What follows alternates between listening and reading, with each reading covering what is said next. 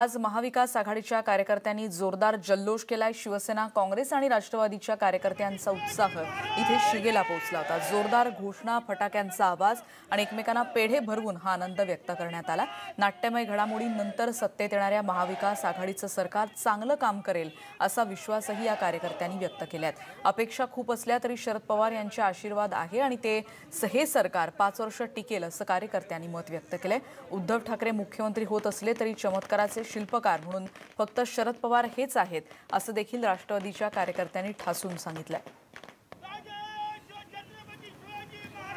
महाराष्ट्र विकास आघाडी अर्थात महाविकास आघाडीचं सत्ता स्थापन झाली। आणखी प्रचंड मोठा जल्लोष सगळीकडे होतोय। नाशिकमध्ये आपण बघतोय की सगळ्याच पक्षाचे कार्यकर्ते एकत्र आले। या ठिकाणी शिवसेना आहे, या ठिकाणी राष्ट्रवादी आहे, या ठिकाणी काँग्रेस आहे।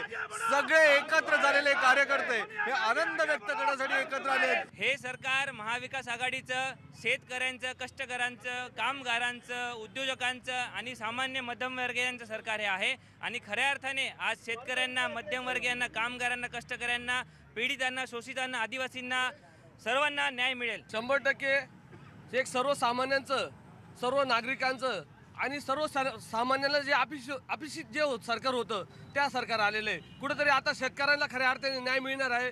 सन्माननीय उद्धवजी साहेबांनी पहिल्या दिवशी घोषणा केलेली आहे का सर्व शेतकऱ्यांचं सरसकट कर्जमाफी त्यांनी करणार आहे। शेतकरी सगळ्यात महत्त्वाचा घटक मानला जातोय। बेरोजगारी तितकाच मुद्दा आहे।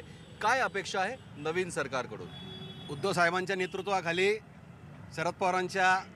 माननीय शरद पवारांच्या आशीर्वादाने या महाराष्ट्रामध्ये गेल्या अनेक वर्षापासून महाराष्ट्रातल्या जनतेच्या ज्या काही अपेक्षा होत्या त्या अपेक्षा पूर्ण होतील। सरकारकडनं हीच अपेक्षा आहे। माननीय या देशाचे नेते, माजी संरक्षण मंत्री व राष्ट्रवादी काँग्रेस पार्टीचे नेते शरद पवार साहेब यांच्या मार्गदर्शनाखाली होऊ घेतलेले हे सरकार सर्वसामान्यांच्या हितासाठी, कामगारांच्या हितासाठी व शेतमजुरांच्या न्याय कायद्यासाठी हे सरकार अखंडपणे 5 वर्ष काम करेल। जे माननीय पवार साहेब जे आहे हे ज्यांना जाणता राजा म्हणतात सगळे महाराष्ट्राचे लोक किंवा भारताचे लोक म्हणतात।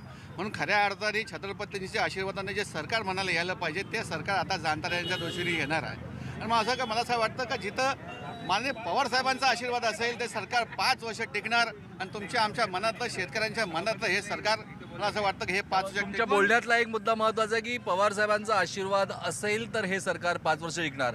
त्यांचा आशीर्वाद असेल अशी तुम्हाला शंका वाटते का? नाही, आशीर्वाद असेल नाही, शरद पवारांच्या आशीर्वादांनीच ते आलेलं आहे। तुम्हाला आम्ही सगळ्यांनी बघितलेलं आहे। त्याच्यामुळे ते 100% 5 वर्ष टिकणार। महाविकास